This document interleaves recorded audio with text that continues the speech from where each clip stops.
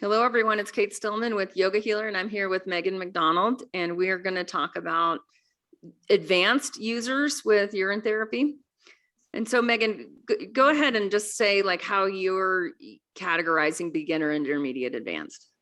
So with beginner, it could be any level of dipping your toe in, of trying something new. It could be on the skin or sipping it. Some people don't want to drink it, but they're fine on the skin. Other people are fine on the skin, or fine drinking it, but don't want it on their skin. So anything is dipping your toe in. Then with intermediate, you start to actually get so used to it that you want to use it in place of something else. So maybe you try brushing your teeth with urine instead of toothpaste and seeing what happens. And maybe you don't do it every day, but you're getting more into seeing the overall holistic benefits of what it could do. And then by the time you get to advanced, your daily use includes multiple places where urine has taken the place of other products that you used to use. And in each of those categories, of course, there's beginner that does a lot, and there's beginner that does a little, and advanced and intermediate and advanced as well. But there's this shift that starts to happen where urine becomes the go-to thing. So at an advanced practice, if you get sick, if you get a cut, if you have any kind of an issue, whether it's physical, mental, emotional, or spiritual, the thought will cross your mind, maybe urine. Maybe I'll pick urine for this. You're not seeing my screen, are you? No. Let me try again. I just drew out everything that Megan said.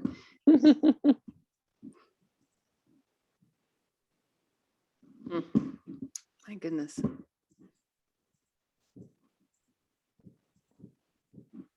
All right. I'm going to use a different well, it's like thinking about it. Mm-hmm. Gosh. It's like Apple tried to do an update on my iPad and it messes with this. It's like it's like every week it'll stop working because of some software update on Zoom or on the iPad. Okay, I'll have to use the other way.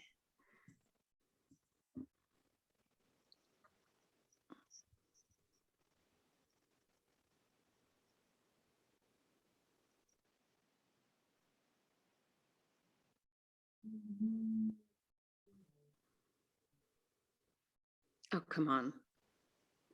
Seriously?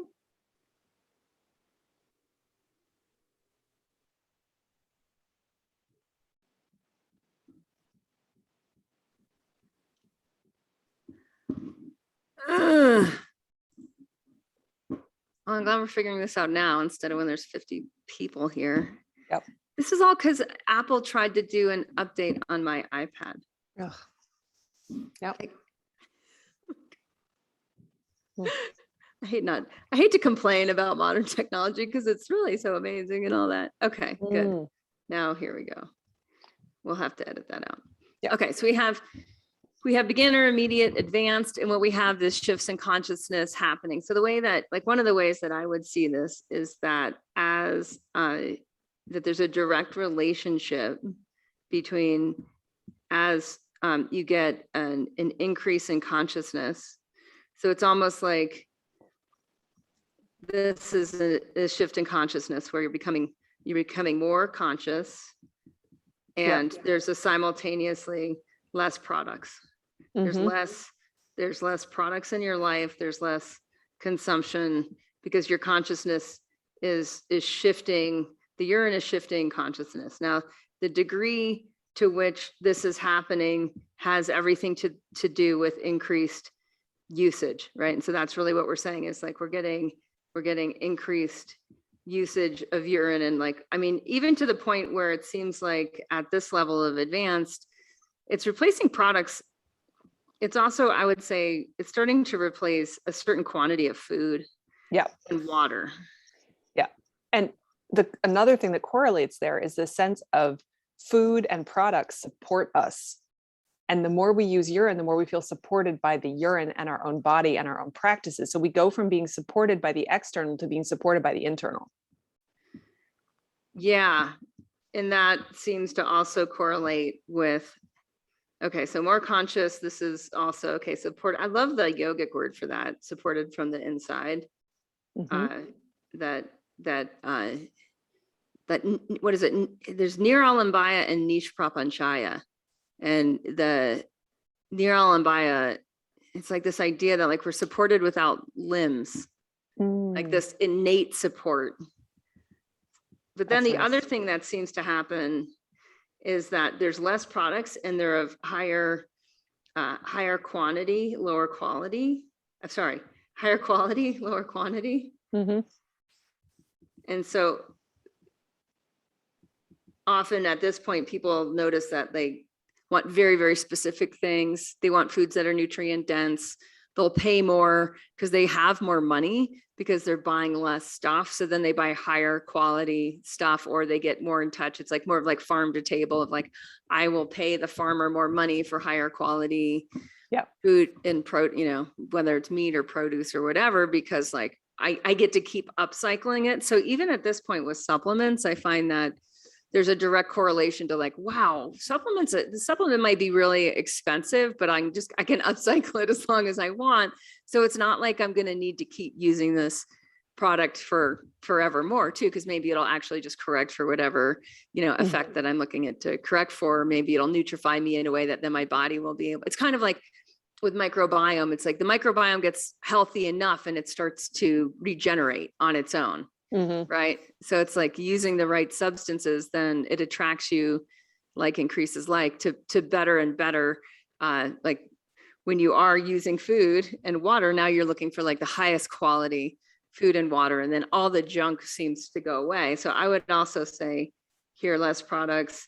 I would say that there's just less cravings. Yes. Yeah. And when you do have a craving, you notice it more acutely because it's not as normal.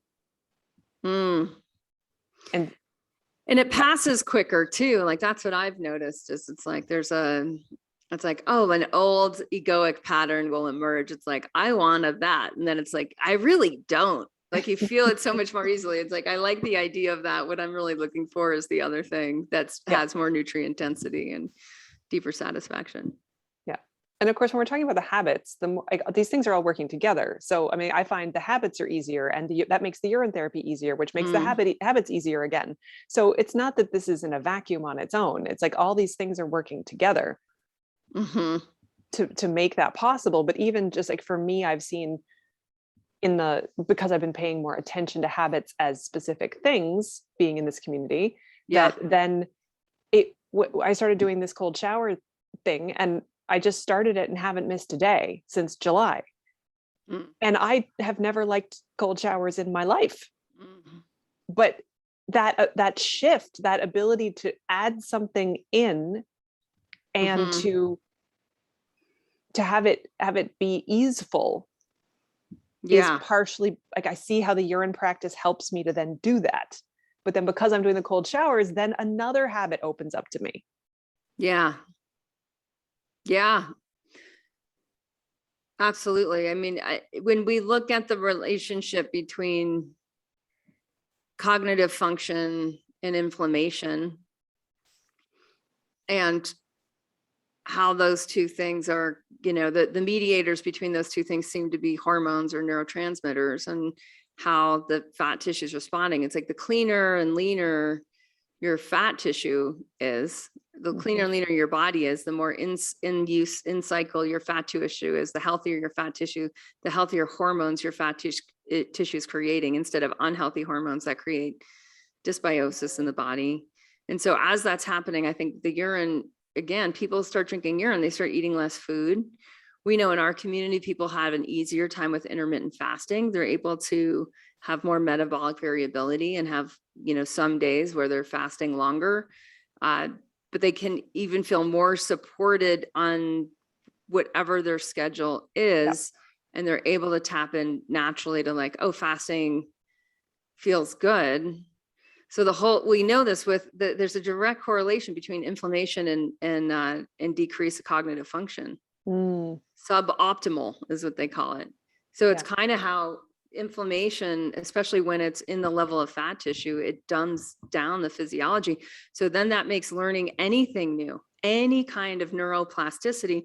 And when you're asking yourself to take on a new habit, there has to be plasticity. There has to be especially when it's a hard habit, and all the wild habits I find are hard, meaning that it's like it's a positive stressor. You're gonna do something hard in the short term that gets easier in the long term. Yeah. Urine therapy is one of those hard habits where it's like in the beginning, there's all this disgust, there's all this trained resistance, there's all this programming that makes it hard to use. It was funny. I posted the aged pee foot bath at my desk because I forgot. It's something I forgot to. I was using it outside, and then it started snowing a month ago, and I just didn't bring it inside. Right? It was like it started inside. I brought it outside. I didn't bring it back inside. So then I brought it back inside and started doing foot baths again this week, and I had athlete's foot because I've been going to this hot spring, and I picked up athlete's foot. And I, just soaking my feet in the foot bath, it was like, I can't believe how good my feet feel. Like, it's just like, oh my gosh, I didn't know feet could feel so much part of the body kind of thing. Not like I was feeling like my feet weren't part of my body before. So I posted on Facebook, and my sister chimed in with like, be careful it doesn't spill. And I'm like, I use pee to clean everything now. And and for some people, I remember when I heard Brother Sage talk about that, and I was like, I'm not there yet. Like, that is so gross.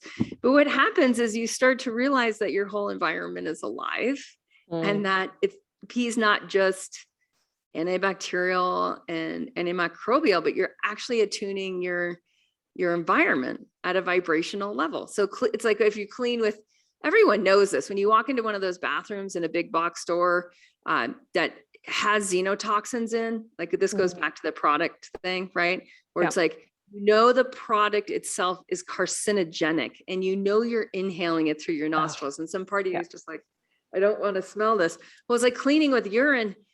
And I've noticed this in my household too, and I want to just kind of categorize this in advance, is there's a pheromonal shift in the household.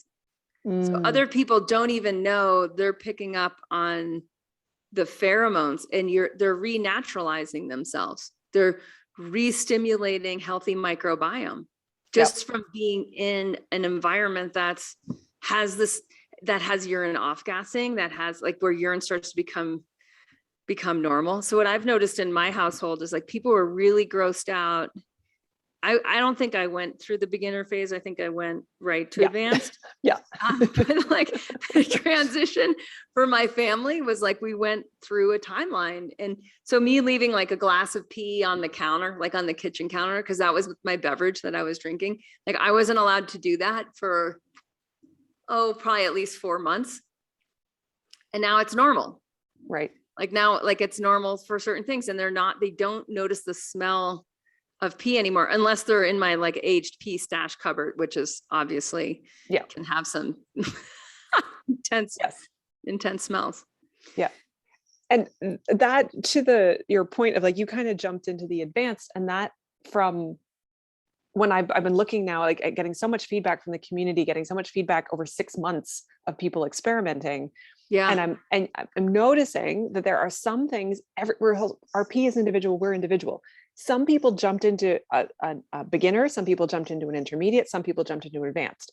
The number of people that you work with who, like you, have done, because you've tried everything on yourself first, your body was ready to take that on, but you still said you had some detox. Oh yeah. And I think I still am too. Like I would imagine, let's do this. Let's talk about detox stages. Oh geez, really? Oh, come on.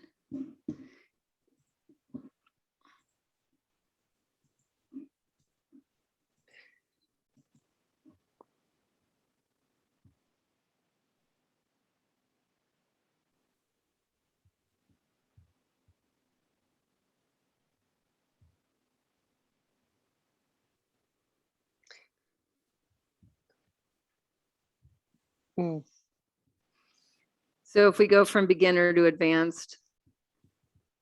Yes.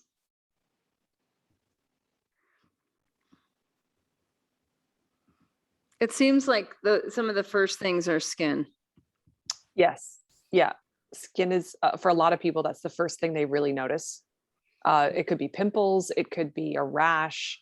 It could be eczema. or psoriasis. It could be something they've had sort of latent in their body their whole life. Like I realize now looking back, I think I had low level eczema on my scalp since I was a kid, but it was always kind of kept at bay with the shampoos I was using.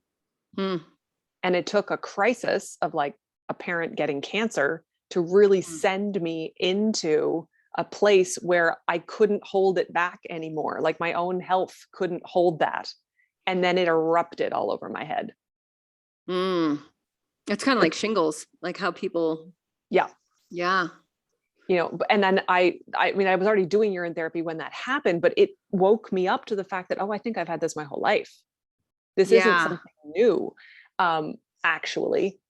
And so when people start with the urine, they're prompting their body. And this is one of the things that is a mind shift to go, I'm going to start doing a new thing. And I think I have reasons why I want to do this. Like I've read lists, I see these people talking about it. I feel like something I want to try. And then people often have a reason. So like, what's your what and your why about urine therapy? And for one person, it might be their skin, and they might start using it on their skin and their skin might get worse. And they're going, but I was told this was going to get better. Yeah. Yeah. And the same thing with digestion. That's why I'd say skin. I think the other place probably is because if people have absorption issues, et cetera, like you can have, your body can flush toxins really quickly. And so you might get loose stools, you know, just from the body pushing stuff out. So I just want to break this down of like why we see the increase in symptoms. So we start drinking urine, right? So here's our cup of pee. And as we're drinking urine, we're starting to cleanse at the level of the blood. Yep. Oops. Because it's blood plasma to begin with. Because it's blood plasma to begin with. So then all of a sudden the body knows what's in it. And it starts to move the toxins because the toxins are not being processed at the degree they're being released. Right. So it's like not all coming out through the feces. It starts to look for other exits. For me, I had pit rash, which was like, I was like, oh, my body's being super smart. It's using a exit, like pits and groins are good exits for sweat glands. And it's just moving stuff out, right? So I had like these big kind of itchy, rashy, it was really disgusting, like itchy, rashy welts for months. Wow. And I was like, wow, check this out. I know exactly where this is coming from. And what happened was it detoxified my breast tissue, which I'd had fibrocystic breasts since probably my late teen years. And I would say on a scale of like, you know, it was worse before I started doing the yoga detox and before I started living the habits, et cetera. But I still had maybe 10%, 15% symptoms, like just some, not much. And I was like, oh, this is getting rid of the last of the, right. Of just like the moving that stuff out. But if I didn't know what that was, I would have had maybe a sense of like, this is doing something bad rather than like, oh, that's part of this healing crisis where what do I need to do to help support my blood detoxification? So then I can do things, right, where I can take liquid chlorophyll, which will clean the blood, which is helping the body build more red blood cells. I can increase water. I can drink more distilled water or just water in general, high quality water in general, just try to dilute what's in the blood. I can increase exercise, which will just push stuff out faster, increasing cellular metabolism. Like, so there's all these things that like, if we're in it, but it also was a sign to me. It was like, I really don't have to do anything different because it's working and it'll just work cycle its way through this. And then I'll notice what's different afterwards. What I noticed was different afterwards was like, this is how my breasts how I always thought they should feel all the time. That's amazing. Yeah, it's amazing. Okay, it's amazing.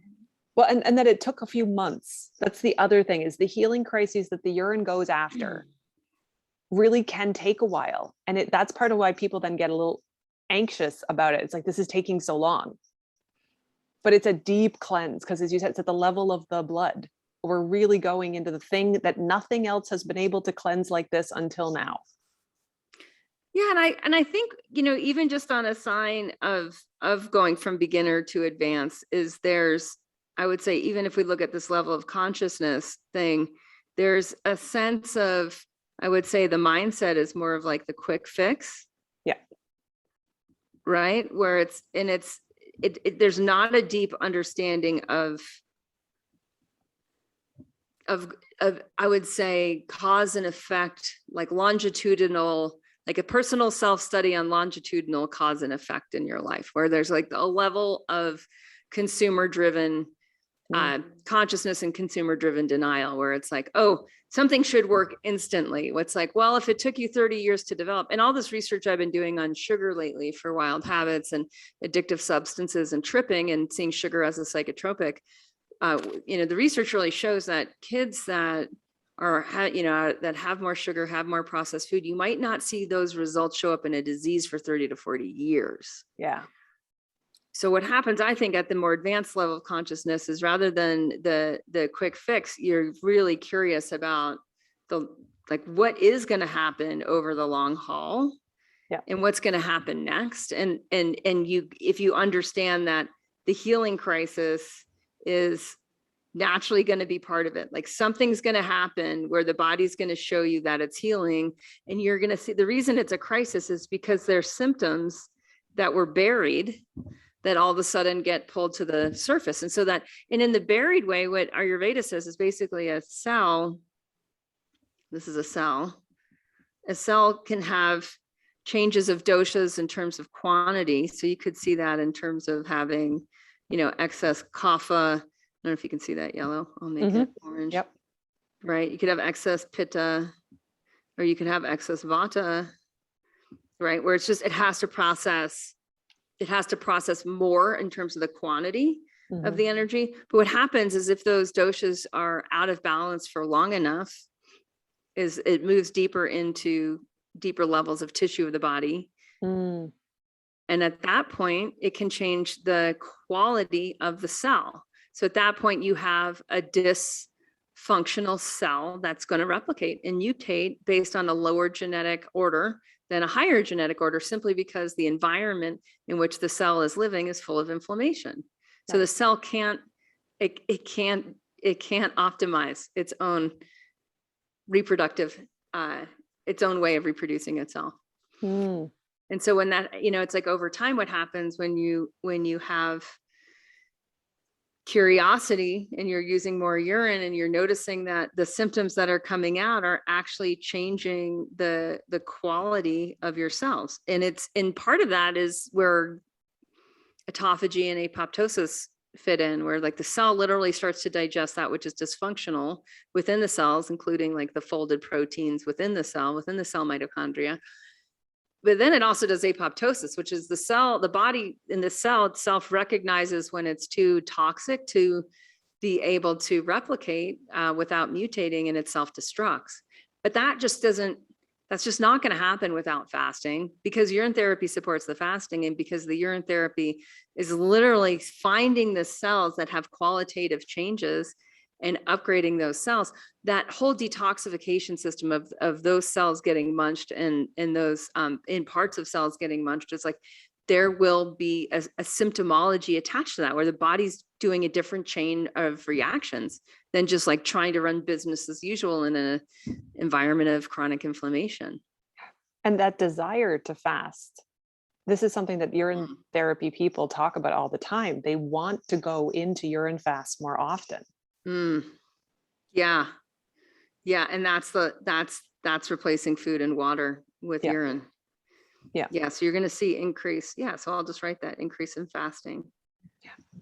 And it, in terms of like the different ways that people start fasting, because you can still just do a fast for 5 days, and maybe you do water and herbal tea and urine, or maybe you do urine and fruit with water, or then maybe the next time you do urine and fruit and you don't add any extra water because the fruit has structured water in it. And then maybe the next time you do just urine, which that brings its whole, that does a whole other thing, where Right. the urine can then get really dark, really potent, really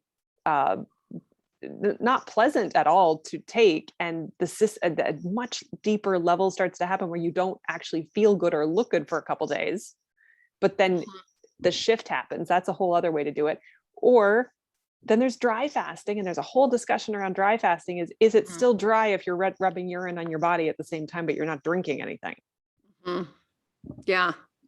And what I find in all this is just having worked with people for so long, is it's really easy to do mind over matter, where you're like, this is what I'm going to do. I'm going to do a 5-day, whatever, fruit and urine fast, or I'm going to do a 2-day, like a 1-day dry fast, and then 3-day urine fast. And I get it. But part of the problem I find with that is like, just let the body go into, like, what happens when you just let the body go into these different states, and not be in a rush to do dry fasting, or not be in a rush to do, urine only, right? Yep. Like, have instead more of a, what is going on with my hunger? Because what'll happen is hunger, if we're doing intermittent fasting and we're doing urine therapy, what'll happen is at some point you'll just be like, I just want to not do anything for a while. Like, I don't want to make any more complication through digestion. I'm going to let the body start to go into deeper autophagy and apoptosis and just digest what it doesn't want. Partly that arises because I'm just not really hungry for anything. Yeah. I just don't like, I'd rather concentrate. I'd rather go into an altered state of consciousness, a higher state of consciousness. I'd rather explore, I would say, more of a, more of like the what happens with the psychotropic benefits of just fasting, or just being on fast mimicking diet, right? So maybe you're even doing 500, I'll put that in here too, fast mimicking diet, where you're doing 500 for females, 700 for males calories a day, because that does apoptosis and autophagy, but maybe for some people, it doesn't have the edge with it. And I would even put in here, even though we're talking about doing like coffee with raw cream, or using butter coffee, like if that enables someone to go deeper, like what happens when we take all the taboos out? If we say, oh, well, urine's a taboo, right? Coffee's a taboo. Fruit, if you're on paleo, fruit's a taboo, right? I mean, it just goes on and on. Like, you can make anything a taboo. But what I get to is like, what happens when the body takes care of the body, and it just kind of leaves the mind out of it, the mind out of making decisions. Yep. And the things that people report too then are that they started something, and that, what you're saying, the body kind of took over and it surprised them. And there's a lot of surprise with urine therapy, which points to curiosity, which points to being more childlike, which points to like, does that, all the things that we're aiming for in terms of how do we actually live with ease, is not having a rule, but having that curiosity. What happens if I do a few hours and see if I get hungry? Yeah. Well, and I mean, I love the, Rumi's. I kind of latched onto this quote years ago of just like, sell your knowing and purchase bewilderment. Like I mean, and then we could look at the tradition of Zen, and it's like this whole thing about beginner's mind.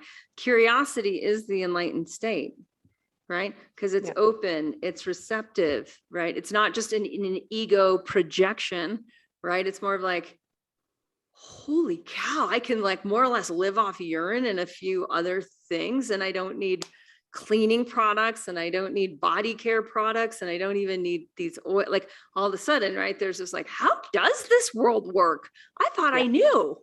I thought I needed these things, right? And then there's this like, oh wow, I can really taste plants. I noticed too, just back to like the less product side of things, where you're able to then really intuitively know what you need.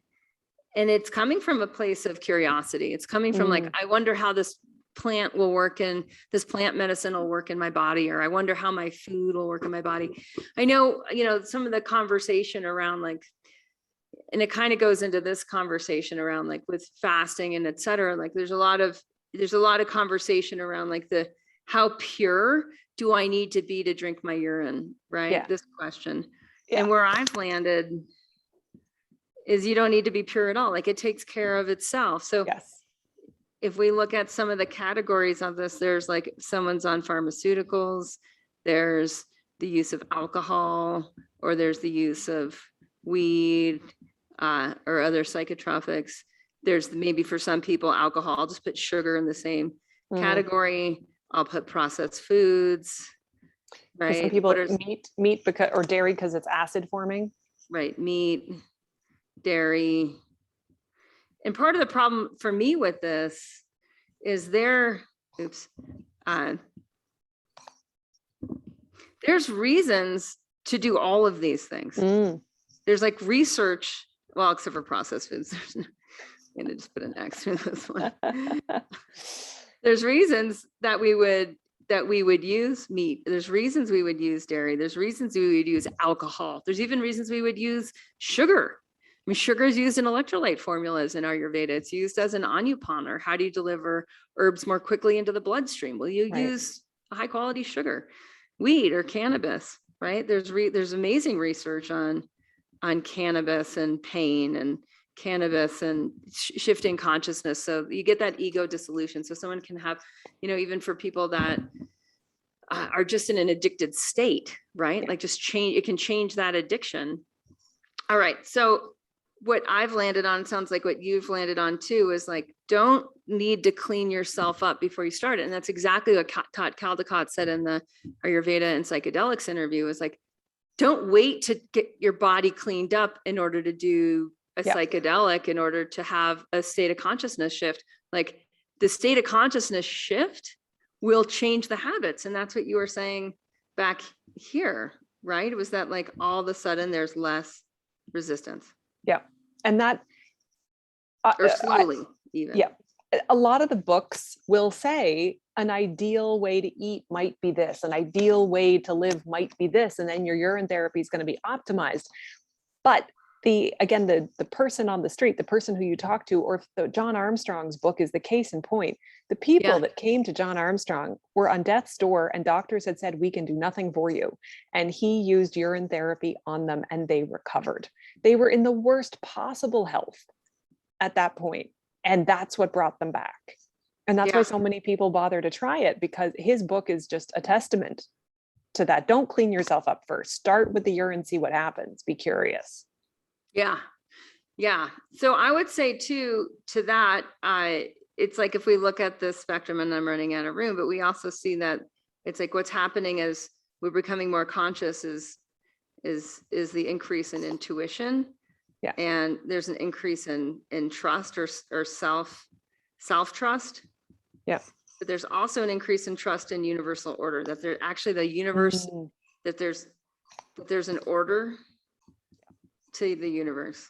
So it's like less random. And when people are stuck with random, like the universe is random, cause and effect is random, there's nothing I can really do to change my situation. It's random.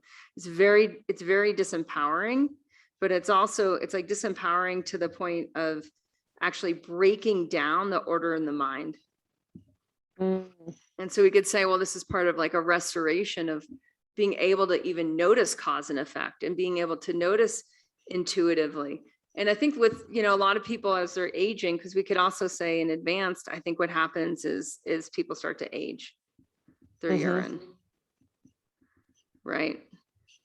And so as we're going towards advanced, like because the aged urine is going to detox more, right? It's going to have increase in healing. Yeah. And it's going to have an increase in detox. Yeah. And even to that point around, like generally I would say to people, I'm getting more of the opinion of, for most people, I would say start with fresh and do fresh if you want for a year, because this idea that over the course of a year, a bunch of things happen, which I'll come back to. But the study that Darlene Tian has been doing, she took people who'd never done it and got them to use tiny amounts of aged It's only day. 10-day aged too. It was really not very old. For 2 weeks. Yeah. Like just pretty young aged urine. And the results were phenomenal from just a tiny bit of age, but it was systematically done. It was all tracked. So you can use age. It's just, And how when are she you says phenomenal, doing it's mostly like a massive decrease in the inflammatory markers in the blood it? Yes. and blood sampling, Yes. which is kind of wild because like you put it up your butt and then you test the blood, and the blood all of a sudden it's like wow, all the inflammatory markers are going down. Huh. Yeah. And no other lifestyle shift. Eat what you were eating, exercise the same way. Don't change these other things. Just start adding this in. So if we look at this in terms of, maybe I'll grab my guy here, in this whole idea of using product and starting to use less products. Because I think one of the things that happens as people go more advanced is they start to get super curious. And I keep noticing it's really different for different people. Like what, like how hard is an enema? Right? Or how hard is it to snort? Or and it's like, people have really different, I would say, issues around orifices. Yeah. Like for some people, it's much easier to start with an enema than with drinking. For other people, they might drink for 6 months and have resistance to doing an enema. Yeah. So it's like there's the two, like in I think it's in Chinese medicine, like the two tongues, right? There's also, so that's also in terms of sexuality. But if we go crown chakra, root chakra, right? If we look at mouth to anus, it's like there's an entrance and an exit. But you can also look at the exit as an entrance. And you can also look at the entrance as an exit, because people will spit, people will snot, people will throw up, and in Ayurveda, they use all the ways that you can use holes as both entrances and exits, depending on how Vata wants to move. Does it want to go up and out? Does it want to go down and out? So it seems like with it more advanced, there's just less issues around orifices. Again, just to bring back what you said, because there's more curiosity of how could this work for that. So curiosity around holes or orifices, and then also curiosity around how aged and which hole. Yes.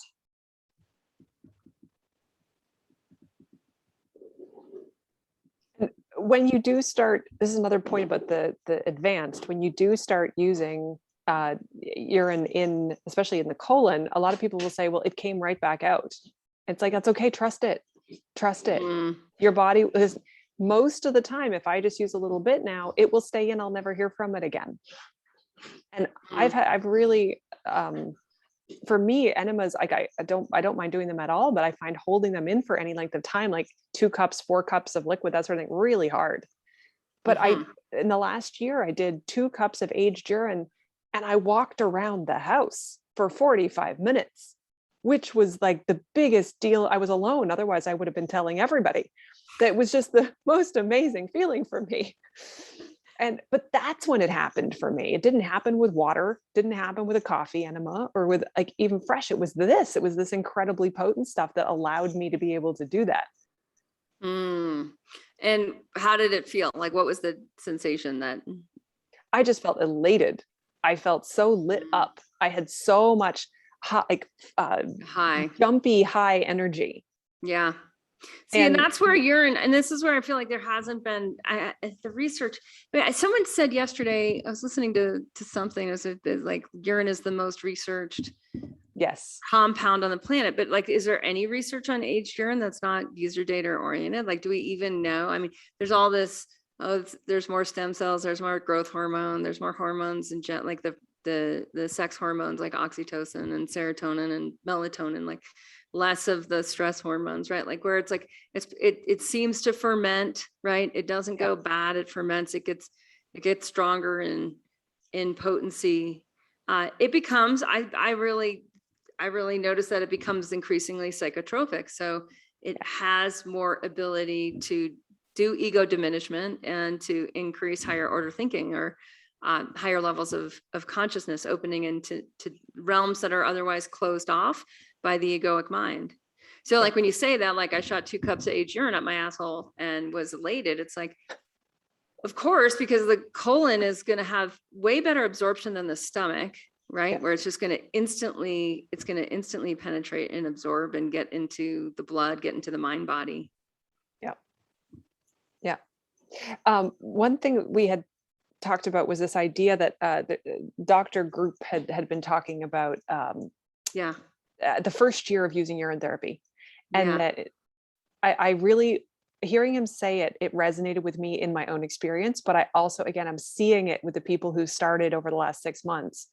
Yeah. This idea that in the first 90 days, you have a detox phase. Mm-hmm. You're cleansing and adapting. Mm-hmm. And that is, again, on the body's, that I'm going to add this, that's the body's schedule. The body's going to choose what to detox, what to cleanse, what to adapt. Yeah. In those first 90 days. Yeah. The second 90 days is then a recovery phase, healing, balancing, and adjusting. Mm-hmm. And again, what gets healed, what gets balanced, body's schedule. So we could see anything happen. Third 90 days, now you're getting into regeneration.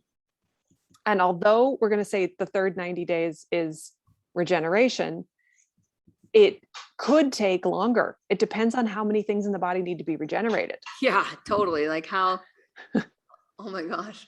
It's just been so interesting with all these COVID studies and obesity and levels of inflammation and coexisting morbidities. Like if people have had chronic systemic inflammation for 10, 20, 30, 40 years, like this is a very aggressive fast schedule to say, like, how much healing can you do in a year?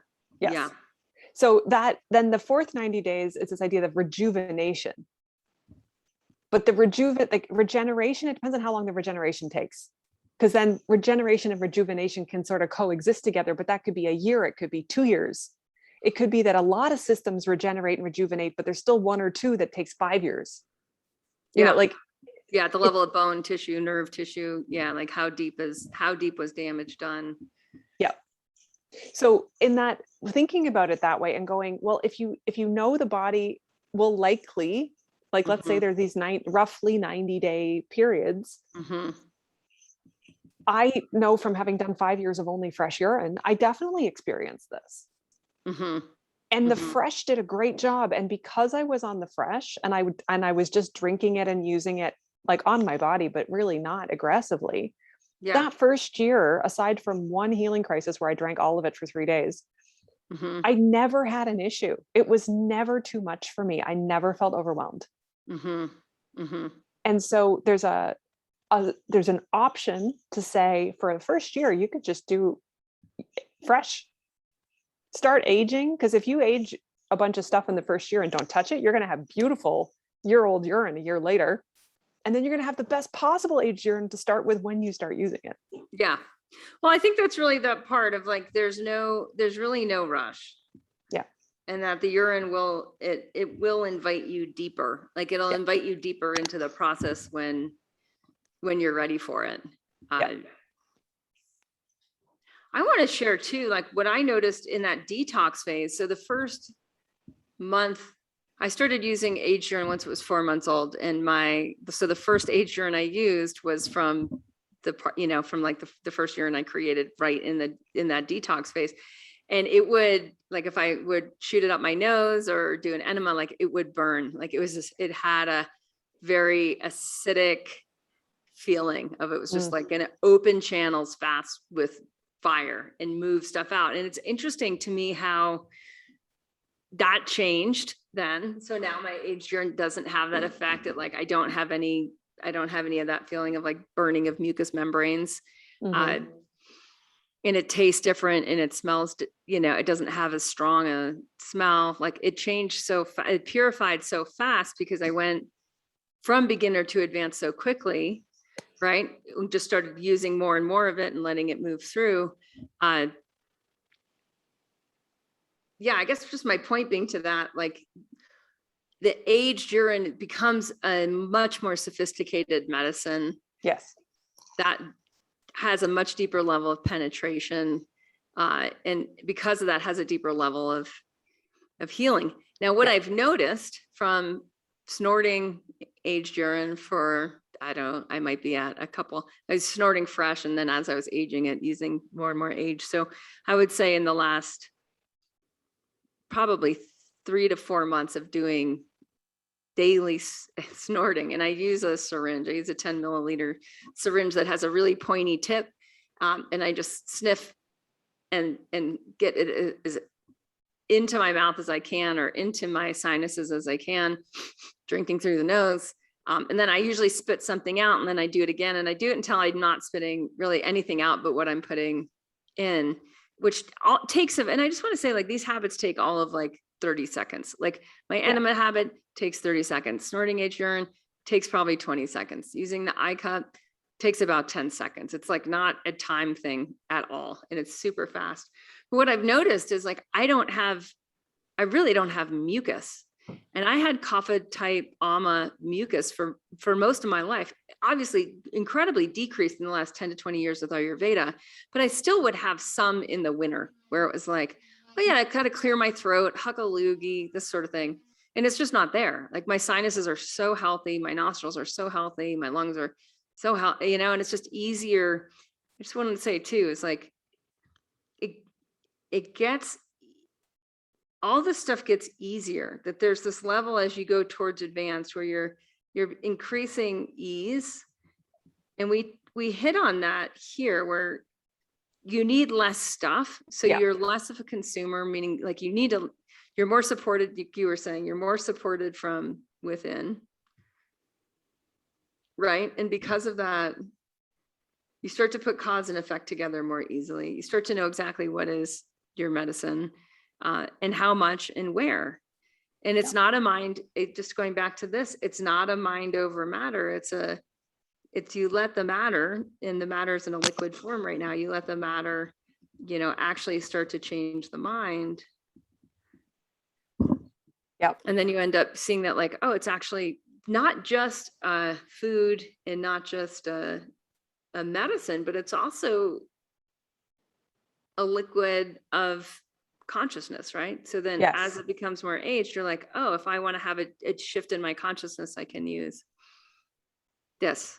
Yeah. And you also need less of it. So if I drink 2 cups of fresh urine to get energized, I might have 2 tablespoons of aged urine to get energized. Right. The potency. Right. Yeah. It's a subtle, it's more, it's if fresh urine is gross and aged urine is subtle. And I don't want to do a disfavor to fresh urine, because it's also subtle in its own way. Yeah. But if I had to put it on that scale. Yeah. Right. So I'm just going to note this. This is what I'm saying, is those things. Yeah. So from fresh to gross is what you're saying too. That like fresh is going to be more like volume. Yeah. Versus potency. Yeah. And it's going to be less medicinal, and it's going to be more, I would even say, more of like a food and like a liquid than this potent. It's deep sustenance and deep hydration. Yeah, totally. Okay. What else are people asking at going towards advanced that they'll have questions on? A lot about the enemas and what's supposed to happen. A lot about how to then start looking at healing specific things. How do they talk to their friend who has cancer? How do they talk to their friend who has shingles or an infection? Or there's this real desire to be able to help someone else, but also then going, but like, what do I say to them? Where do I start with that? Because there's such, as we've gone through today, there's all these things that happen when you do it to yourself and you start to trust it. Right. But another person's trust in that is so different. The other thing that people are finding is that I've had 3 or 4 people recently come forward with some sort of healing crisis, which looked and felt scary. It looked and felt out of the realm of what they knew what to do. And their first instinct was, on various levels, to say, I did too much. I went too fast. I hurt myself. Yeah. And well, there's fear, right? There's a lot of, and I would say that's part of the purification process. Like if we look at again, if we go back to this image of like what's happening, this is also going to happen at the level of mind. So what Ayurveda says is like, well, this is all the mind, like the mind is circulating in your blood, the mind is circulating in all levels of tissue. So any doubt or it's, and I kind of get, you may have heard like on a coaching call the other night, kind of get frustrated with someone because there's such in this consumer culture, there's such a giving up of personal power by asking someone else what I should do. Yeah. And to me, that's what gets triggered in that is it's like, what should I do? And it's like, no, this isn't intuitive medicine. Yeah. Like, what should you do? Yeah. What should you do? And yeah. Oh, and my point being that's what's being purified. Yes. This is actually getting detox, this self-doubt. And if anyone's like wants the yoga philosophy on this, like just go ahead and crack open the Yoga Sutras and you're going to see how toxic doubt was as categorized by Patanjali 2000 years ago. It's like, you want to stop the path of enlightenment, you outsource faith rather than insourcing, right? Yes. Based on reality. So it's like, yeah, what's detoxifying? That's always my question when there's healing crisis is what is detoxing? Yeah. And the people who wanted to chat with me, when we talked it through, there was a much bigger picture. It wasn't about, I took some aged urine and put it in this part of my body and I had this thing come out. It was, well, emotionally this was happening and mentally this was happening and physically this was going on. And by the way, spiritually, this connects me to this other part of my life and this other thing that happened. And then we saw the big picture. Yeah. And went, okay, so what actually happened with the urine? And they're like, oh, it was something that needed to come out. Yeah. And then the doubt went away and the fear went away because they saw their own pattern and how everything was working together. Yeah. Yeah. Great. And that's, awesome. All right. So there we have it. Our first conversation on advanced with urine. Unfortunately, we've run out of time. I know there's more to say in this, and I get that, like this whole picture of these different phases is important to just have in your awareness. Anyone who's in here doing this with us is like, just start to notice, like, is this exactly what's going on? And how are you following this timeline and what's happening with your intuition, what's happening with your product consumption, what's happening with, this list, increase in consciousness, what's happening with your curiosity, what's happening in terms of feeling innately supported, what's happening with your other habits. Is it easier to pivot? And I would put in this whole list too, like what's really happening with identity evolution, right? Because how are you less attached to who you've been and more curious about who you want to become next? And how much is it easier to just step into that without self-doubt? Because I would put that on the spectrum. If I would say like, when does that happen? I think it's happening the whole time. But I get really curious of like who you'll be a few years into this and who, because we're doing this in community, like where are we going? Yeah. Oh, great place to end. Thanks, Kate. Thanks, Megan. Okay. Bye. Bye.